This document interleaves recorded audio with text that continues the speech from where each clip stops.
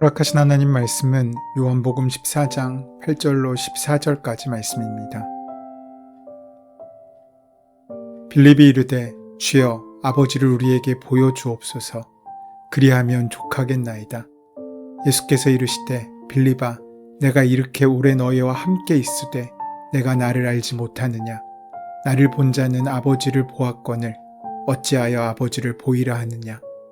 내가 아버지 안에 거하고 아버지는 내 안에 계신 것을 내가 믿지 아니하느냐. 너희가 너희에게 이르는 말은 스스로 하는 것이 아니라 아버지께서 내 안에 계셔서 그의 일을 하시는 것이라. 내가 아버지 안에 거하고 아버지께서 내 안에 계심을 믿으라. 그렇지 못하겠거든 행하는 그 일로 말미암아 나를 믿으라. 내가 진실로 너희에게 이르노니 나를 믿는 자는 내가 하는 일을 그도 할 것이요 또한 그보다 큰 일도 하리니 이는 내가 아버지께로 감이라. 너희가 내 이름으로 무엇을 구하든지 내가 행하리니 이는 아버지로 하여금 아들로 말미암아 영광을 받으시게 하려 함이라. 내 이름으로 무엇이든지 내게 구하면 내가 행하리라. 예수님께서는 사랑하시는 제자들에게 너희는 마음에 근심하지 말라. 하나님을 믿으니 또 나를 믿으라고 말씀하십니다. 예수님께서 가시는 곳에 지금은 따라올 수 없지만 나중에 따라올 수 있다는 말씀을 주셨는데 제자들은 이 말씀에 불안을 느끼고 근심하게 되었습니다. 이를 하신 예수님께서는 너희는 마음에 근심하지 말라. 하나님을 믿으니 또 나를 믿으라고 말씀하신 것입니다. 근심과 염려를 믿음으로 바꾸라는 것입니다. 그러시면서 예수님께서는 근심하지 말아도 되는 근거가 천국에 있음을 하나님이 함께 하심을 말씀하십니다. 예수님께서는 아버지의 집에 가서 제자들이 있을 곳을 마련하신 후에 다시 와서 데려가시겠다고 말씀하신 다음에 제자들을 어리둥절하게 하는 말씀을 하십니다. 4절의 말씀에서 너희는 내가 어디로 가는지 그 길을 알고 있다고 말씀하십니다. 지금 제자들은 예수님이 어디로 가시는지 모른다고 하는데 예수님께서는 그 제자들이 알고 있다라고 말씀하십니다. 이 말씀의 의미를 밝혀본다면 예수님은 지금 십자가의 길을 걸어 하나님 아버지께로 돌아가실 것입니다. 하지만 하나님 아버지는 멀리 떨어져 어떤 특별한 곳에 숨어 계신 분이 아니시라는 것입니다. 지금도 그들과 함께 있으십니다. 다만 그분에게 이르는 길이 우리의 죄로 인해 막혀 있을 뿐입니다. 이런 길을 마련하시기 위해서 예수님께서는 십자가 위에서 돌아가심으로써 그 장애물을 치우게 하실 것입니다. 그래서 그 천국은 오늘 우리에게 오십니다. 그래서 그들은 이미 그들에게 임한 천국을 결국엔 알고 만나고 누릴 수 있게 될 것이라는 것입니다. 예수님께서는 그렇게 제자들에게 깊이 있는 당부를 하십니다. 나와 같이 그 길을 걷자고 은혜의 초대도 하십니다. 가롯 유다뿐만 아니라 다른 제자들에게도 자신이 가진 생각과 계획이 아닌 주님의 생각과 뜻을 품으라고 말씀하고 있으신 것입니다. 참된 신앙은 나의 뜻을 실현하기 위해 예수님을 도구 삼는 것이 아니라 주님의 뜻, 하나님의 나라를 이 땅에 실현하기 위해 내가 도구가 되는 것임을 말씀하고 있으십니다. 예수님께서는 자신이 어디로 가시는지를 제자들이 알고 있다고 말씀하셨지만 도마는 이 예수님의 말씀을 이해하지 못합니다. 예수님이 마치 먼 데 있는 하나님 아버지의 나라로 가실 것이라고 오해하고 있었습니다. 우리의 생각으로는 그렇게 가시면 우리는 남겨질 수밖에 없고 우리는 버림받는 것이라고 생각할 수도 있습니다. 그러니 너희는 내가 어디로 가는지 그 길을 알고 있다라는 말씀에 놀라고 당황할 수밖에 없습니다. 목적지가 어딘지도 모르는데 그리로 가는 길을 어떻게 알 수 있겠습니까? 그래서 예수님의 이러한 갑작스러운 말씀에 혼란스러워하는 제자들을 대표해서 의문이 많기로 유명한 도마가 질문한 것입니다. 주님, 우리는 주님께서 어디로 가시는지도 모르겠는데 어떻게 그 길을 알겠습니까? 도마는 조금 더 명확하고 정확하게 설명해 달라고 요청합니다. 도마는 예수님께서 가시는 목적지도 모를 뿐만 아니라 거기에 가기 위해 어떤 길을 택해야 하는지도 모른다고 말합니다. 예수님께서 가시는 길은 십자가로 향하는 길이었지만 제자들은 그 길의 방향조차도 알지 못하고 있는 것입니다. 이 질문에 대해서 예수님은 그 유명한 말씀을 주십니다. 나는 길이요 진리요 생명이다. 나를 거치지 않고서는 아무도 아버지께로 갈 사람이 없다. 어떤 의미입니까? 지금 예수님이 말씀하시는 길은 하나님께 이르는 길입니다. 그리고 그 길이 따로 있는 것이 아니라 예수님이 바로 그 길이라는 것입니다. 그러하기에 천국에 이르는 길, 예수님께서 가시는 길은 찾아 나서는 길이 아니라 주님을 동행하고 따라 나서는 길이 되어야 하는 것입니다. 이 말씀의 의미를 좀 더 깊게 살펴볼 필요가 있습니다. 일단 주님께서는 당신이 길이라고 말씀하십니다. 이 길은 헬라어로는 호도스라는 단어를 사용하는데 이것은 물리적인 길이 아닙니다. 어떤 지름길 혹은 방법이 아니라는 것입니다. 호도스라는 말은 주로 인생의 길을 의미합니다. 다시 말하면 이는 삶의 생활 방식을 의미하는 것입니다. 결과를 내는 방법이 아닌 그 과정을 뜻하는 말이기도 합니다. 그래서 예수님께서는 우리에게 섬김의 모범을 보여주신 것입니다. 낮은 자세의 태도를 보여주시며 보이지 않는 사랑의 마음가짐을 말씀하십니다. 그것이 길이기 때문입니다. 길은 걷는 것이 아니라 갖는 것입니다. 마음을 갖는 것이고 태도를 갖는 것입니다. 그런 의미에서 우리가 그 길을 걷는다는 것은 우리의 삶의 습관을 바꾸는 것입니다. 사랑의 습관으로 예수님께서 보여주신 삶의 방식으로 우리의 삶의 방향과 행동을 바꾸어 나가는 것이 그 길을 걷는 것입니다. 영적인 습관, 사랑의 습관, 용서와 이해의 또 긍휼의 습관이 우리에게 필요합니다. 어쩌면 그 습관이 우리의 길인지 모릅니다. 또 진리를 가리키는 히라보는 알레데이아라는 말입니다. 이 단어는 진실, 신실을 의미합니다. 거짓과 위선의 반대말로 이해하면 맞을 것 같습니다. 낮은 길, 가난한 마음, 겸손, 섬김, 이런 삶의 태도에는 진실이 보장되어야 합니다. 이를 다르게 말하면 그 길을 걸으면서 거짓과 위선을 통해 그 길을 걸을 수도 있다는 것입니다. 다른 생각을 품고 다른 마음을 가지고 다른 목적성을 가지고 그 길을 걸을 수도 있다는 뜻입니다. 지금까지 걸어왔던 예수님의 공생애의 사역의 길 가운데 가룟 유다도 함께 그 길을 걷지 않았습니까?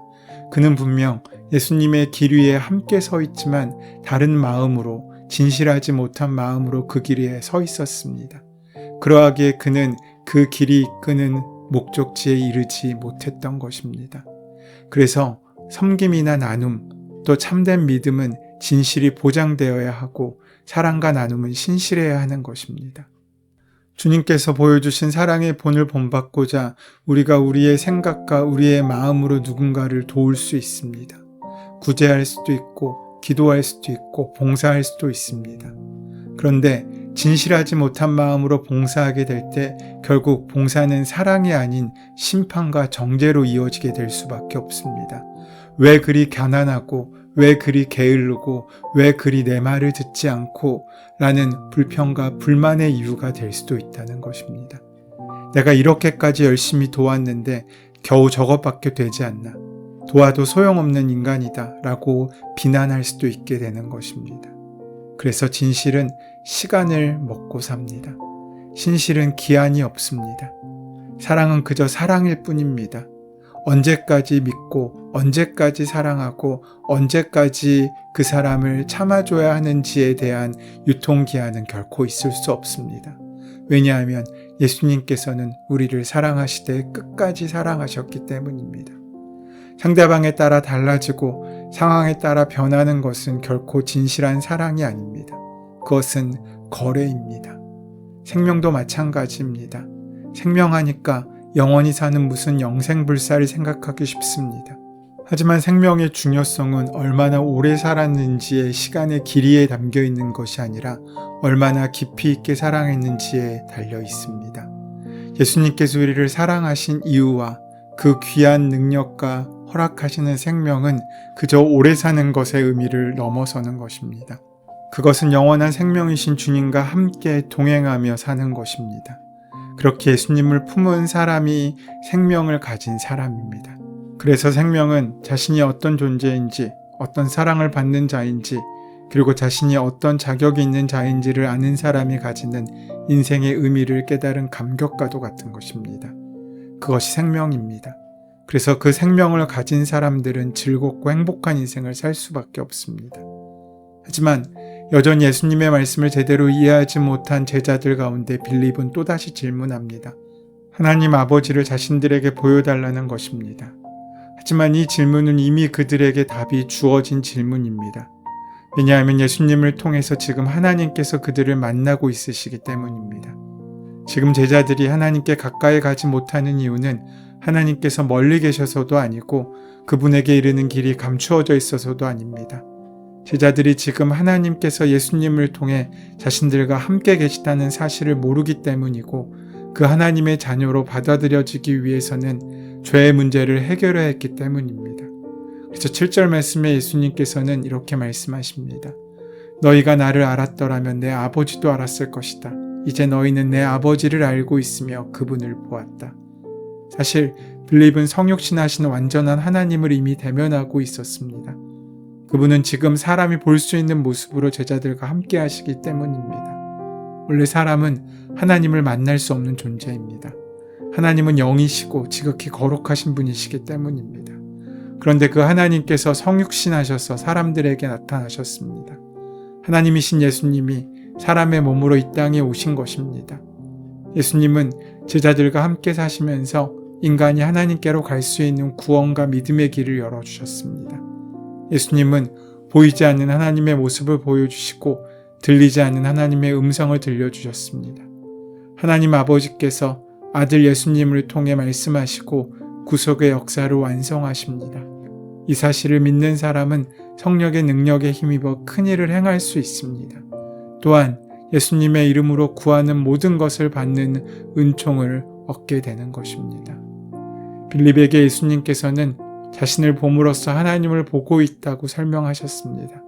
예수님은 단지 유능하고 똑똑한 랍비나 좋은 길로 인도해 주시는 안내자가 아니었습니다. 또한 어떤 목적지를 가기 위한 수단도 아니었습니다. 예수님은 곧 하나님으로서 그 자체가 목표이자 목적이었던 것입니다. 예수님은 완전한 사람의 모습을 취하신 완전하신 하나님이셨습니다. 이것을 우리가 이해할 수 있는 수준에 설명한다면 예수님은 하나님께서 이 땅에 보내신 대사입니다. 정당하게 권위를 부여받은 대사는 그를 보낸 사람의 이름으로 말하고 그와 같은 권한을 갖습니다. 하지만 예수님은 하나님께 종속되어 있는 것이 아니시기 때문에 하나님과 예수님은 동등된 인격으로, 하나님은 예수님 안에서, 예수님은 하나님 안에 계시는 완전한 연합의 상태임을 우리에게 말씀하십니다. 지금까지 이어진 예수님의 메시지는 제자들을 향한 위로에서 출발하신 것입니다. 즉 제자들에게 용기와 위로를 주기 위한 메시지였습니다. 주님께서는 자신이 지상에서 행하신 하나님의 일들을 이제 제자들이 이어가라고 12절로 14절까지 말씀을 통해서 격려하며 말씀하십니다. 예수님 안에서 능력을 행하신 하나님께서 이제 앞으로는 제자들 안에서도 동일한 그 능력을 행하시리라는 것입니다.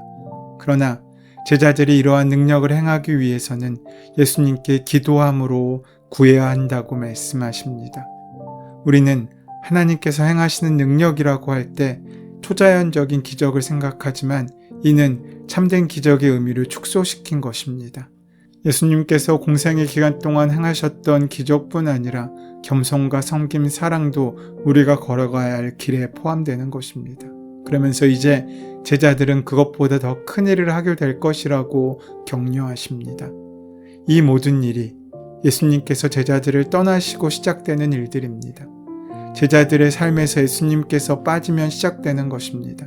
그리고 예수님이 빠진 자리를 성령님께서 채워주시면 제자들의 사역에는 큰 변화가 생기게 됩니다. 물론 주님이 그들의 삶에 빠져 있는 것이 아니라 그들의 구함, 곧 기도 옆에서 그들과 함께 큰 일을 이루고 계셨습니다. 우리는 주님께서 주신 것이라는 확신이 드는 것도 주님께서 놓으라고 하는 그 시간에 놓을 수 있어야 합니다. 이것은 굉장한 믿음을 요구하고 어마어마한 용기를 요구할 수도 있습니다. 그것이 우리의 힘으로 버겁다고 느껴질 때에는 예수님께 구해야 됩니다. 그리고 성령님의 도우심에 기대해야 합니다. 그렇게 우리가 우리의 연약함과 부족함, 또 우리의 자랑과 때로는 놓치고 싶지 않은 그 모든 것들을 온전히 내려놓고 힘이신 주님을 의지하며 살아갈 때 주님께서는 우리의 인생을 이전과는 달라지게 하실 것입니다. 더 나아가 우리의 작은 변화를 통해 그보다 더 큰 우리의 가정과 직장, 교회와 사회가 새롭게 변하는 역사가 허락될 것입니다. 그 은혜를 누리고 시작하는 복된 하루가 되시기를 소원하고 축원합니다. 은혜의 주님, 채우고 채우기 위해 주님께로 달려왔던 우리들의 인생, 우리들의 목표를 아셨기에 그토록 많은 은혜를 주셨음을 감사합니다. 채워지고 채워졌던 그 은혜가 이제는 세상 온 땅에 흘러가 우리의 가정과 직장이 변화되고 우리 교회와 사회가 회복되는 데 사용할 수 있도록 인도하여 주시옵소서. 예수님의 이름으로 기도드립니다. 아멘. 이제 오늘 허락하신 본문의 말씀이 나에게 주시는 말씀으로 만나지기 위하여 본문의 말씀을 깊이 묵상하시고 함께 기도하는 시간 가지도록 하겠습니다. 함께 기도합니다.